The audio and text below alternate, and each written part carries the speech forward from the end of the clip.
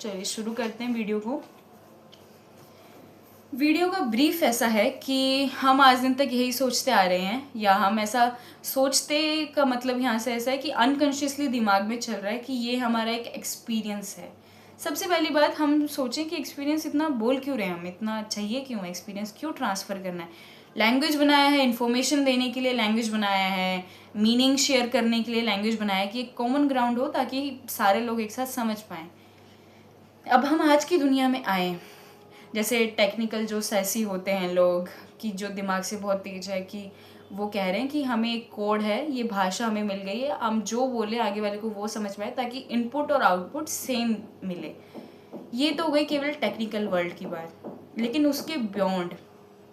Beyond जो इंसानी शरीर का या इंसानियत होने के सबसे केंद्रित में जो पिलर है, वो पिलर बनता है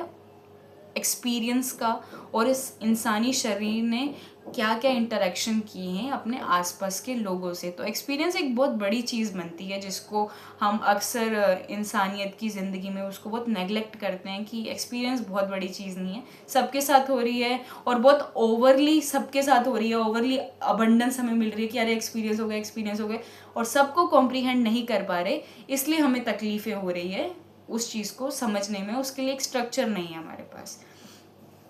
तो एक्सपीरियंस और लैंग्वेज के बारे में जो हम बात कर रहे थे, हमें लगता है कि ये एक प्रोसेस है, जैसे 1+1 2 होता है, तो ये भी वैसा नेचुरल एक्सपीरियंस है सीधा। लैंग्वेज में बीच में डिक्शनरी आती है, डिक्शनरीज में जो शब्द हैं उसको यूज़ करके हम सीधा लैंग्वेज पे पहुंच सकते हैं। लेकिन इस एक्सपीरियंस और लैंग्वेज के बीच में जो एक फासला है वो है प्रोसेस ऑफ ट्रांसलेशन, कि किस तरीके से हम ट्रांसलेट कर रहे हैं एक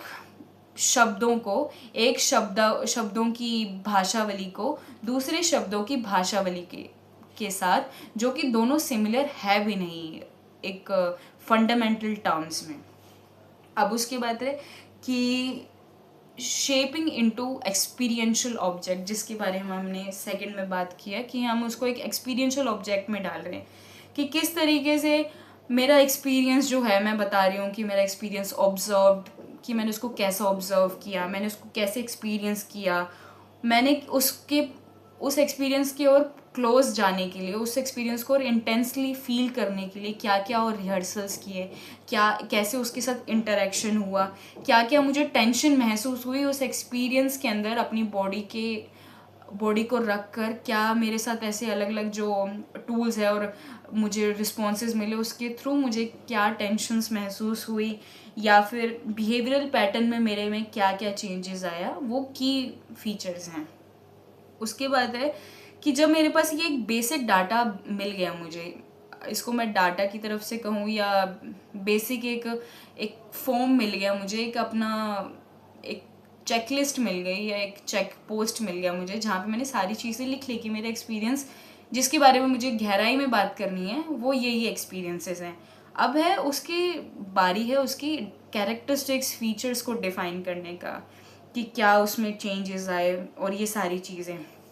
तो यहाँ पे हम एक्सपीरियंशियल ऑब्जेक्ट में एक्सपीरियंस को इसलिए कन्वर्ट कर रहे हैं ताकि उस एक्सपीरियंस को एक स्ट्रक्चर देने के लिए, उस एक्सपीरियंस को उसी के बियॉन्ड जाके और लैंग्वेज से दूर करके उसको एक अलग स्ट्रक्चर प्रोवाइड करना जो उसकी सारी कॉम्प्लेक्सिटी को समझ सके। वहाँ पे फिर आता है कि हमारा सवाल यही आएगा कि हमारा गोल ये नहीं है कि हम, जैसा मैं एक्सपीरियंस कर रही हूँ किसी चीज़ के साथ, जैसे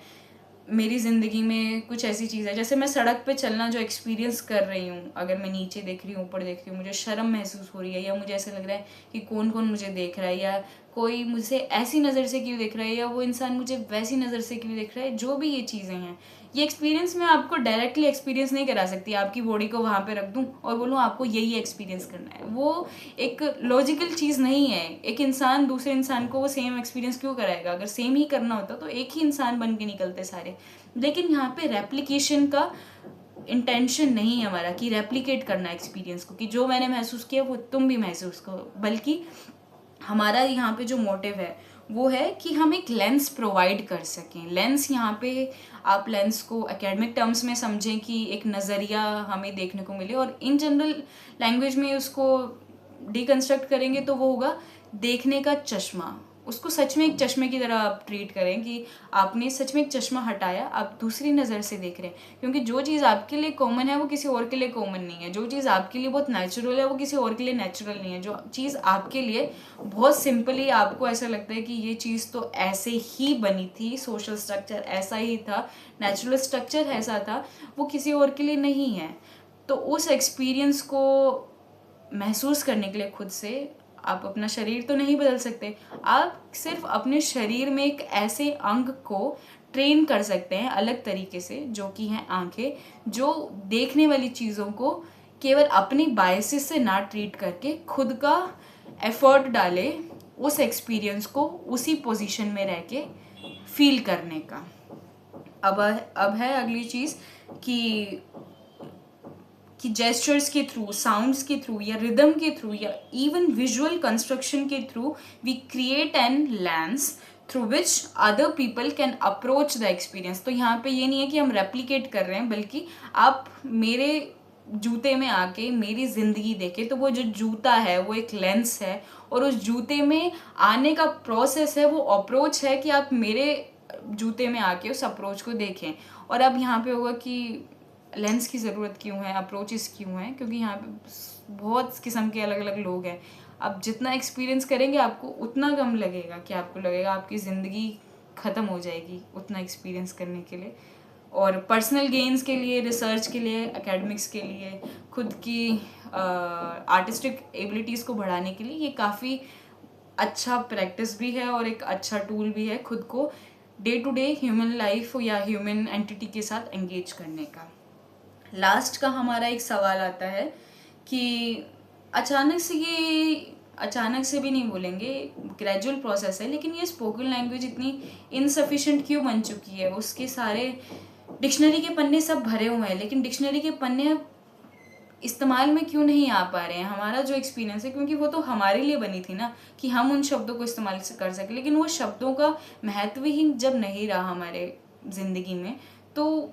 वो भर कैसे रही है और उसका क्या यूज़ है अब हमारे पास, कि वोकल लैंग्वेज इतनी इनसफिशिएंट कि हमें वो प्रोवाइड क्यों नहीं कर पा रही चीज़ें जो वो प्रोवाइड करने के लिए ही बनी थी एट द फर्स्ट प्लेस। अब उसके बाद है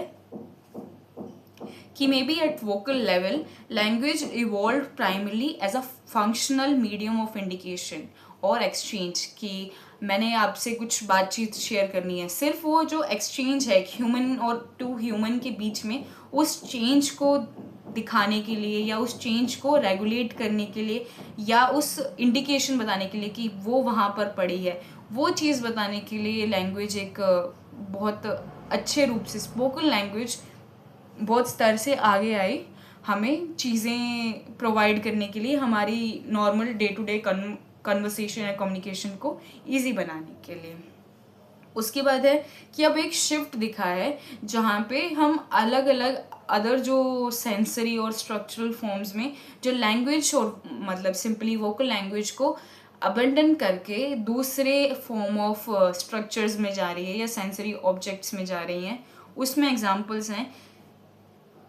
अलग अलग विजुअल फॉर्मेट्स का, स्पेशियल फॉर्मेट्स का, सुनने का फॉर्मेट का, परसेप्शंस का, कि परसेप्शंस के थ्रू अब लोग अलग अलग चीज़ें और समझ रहे हैं या अलग अलग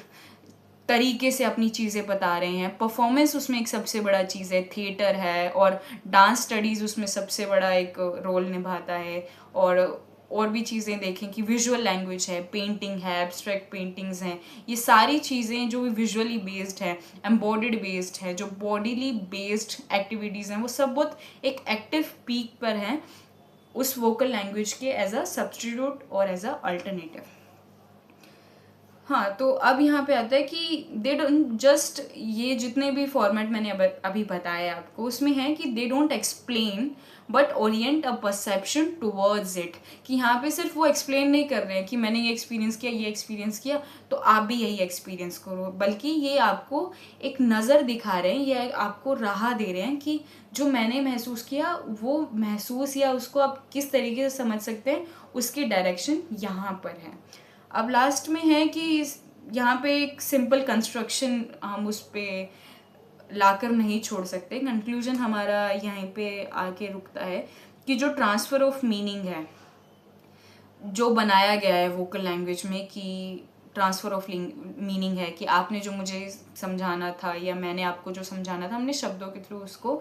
आपस में एक्सचेंज करके ख़त्म कर दिया। लेकिन यहाँ पे एक और शब्द आता है जो बहुत अहमियत यहाँ पे रोल प्ले कर रहा है, वो है कि construction of conditions through which other consciousness can approach an experience. तो यहाँ पे दूसरी कॉन्शियसनेस है वो हमारे एक्सपीरियंस को भी अप्रोच कर सके, उसको फैसिलिटेट करता है ये पूरा मेथड जिसके बारे में आज हमने बात की। और अब वीडियो काफ़ी ज़्यादा लंबा हो रहा है, बस मेरा अंत में यही मतलब है इस वीडियो को बनाने का, क्योंकि अगर इन जनरल देखा जाए तो इसमें सवाल आ जाएगा तो मैं अपना एक्सपीरियंस किसी और को बताना ही क्यों है, जो कि बहुत अच्छी चीज़ है अभी। और लेकिन ये वाला जो सवाल है ये अच्छी चीज़ या ये बहुत नेचुरल उनके लिए निकलेगा जो स्पिरिचुअलिटी में है या जो फिलॉसफीज़ में है, कि उनको है कि आप जितना समझ गए उतना बहुत बेहतर है, कि आपको किसी और को समझाने की ज़रूरत ही नहीं है, लोग अपनी समझ के अकॉर्डिंग समझेंगे,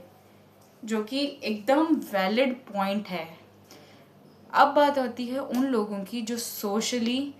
बहुत रिस्ट्रिक्टेड हैं या सोशली बहुत ऑकवर्ड हैं, किसी भी तरीके से उसको मान लिया जाए। वो लोग, उनका कंडीशन ही यही है कि उनको रहना ही सोसाइटी में ही पड़ रहा है, लेकिन उनकी जो लैंग्वेज है वो वोकल डोमिनेटेड नहीं है, वो एक्सपीरियंस बेस्ड ज़्यादा है, बॉडीली बेस्ड उनको एक्सपीरियंस ज़्यादा हो रहे हैं, या वो अपने ही इंटरनल एम्बोडेड एक्सपीरियंसेस के थ्रू अपनी लाइफ को स्ट्रक्चर करना चाहते हैं, ना कि किसी की दिए हुए वोकल लैंग्वेज के स्ट्रक्चर के अंडर। तो उन लोगों के लिए ये अप्रोच, ये मेथड है जो सोशल लाइफ में रह कर भी उस सोशल लाइफ के जो डिक्टेटर या डिक्टेट कर रहे हैं उस सोशल लाइफ को वोकल लैंग्वेज, उसका अल्टरनेटिव चूज कर रहे हैं, जहाँ पे वो लैंग्वेज के थ्रू नहीं, जो शब्दों में बनी हुई उनके पीछे जो पॉलिटिक्स है उसमें ना जाकर वो एक अपनी अलग भाषा क्रिएट कर रहे हैं या अपनी अलग राह चुन रहे हैं शब्दों को या खुद के एक्सपीरियंस को एक्सप्रेस करने का। तो ये बहुत सिंपल शब्दों में मैंने समझाया है। I hope